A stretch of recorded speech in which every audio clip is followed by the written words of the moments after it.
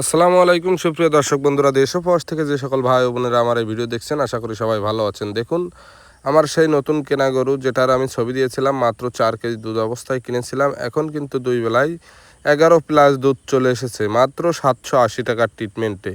আর এই ট্রিটমেন্টটা আপনাদেরকে অবশ্যই দেখাইছিলাম আর বলেছিলাম একদিন গ্যাপ দিয়ে দিয়ে পরপর 3 দিন দিব। আর এরপরেও কিন্তু ট্রিটমেন্ট দিব।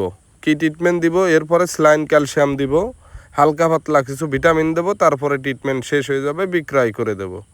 তা যাই হোক, আমি এই যে এখন যে উলান আর যে চেয়ারা গরুর, আর আমি যে চেয়ারাই কিনেছিলাম, যার বাড়ি থেকে যে উলানে কিনেছিলাম, সেই উলানেরও একটা ভিডিও কিন্তু আপনাদের মাঝে তুলে ধরবো ইনশাআল্লাহ।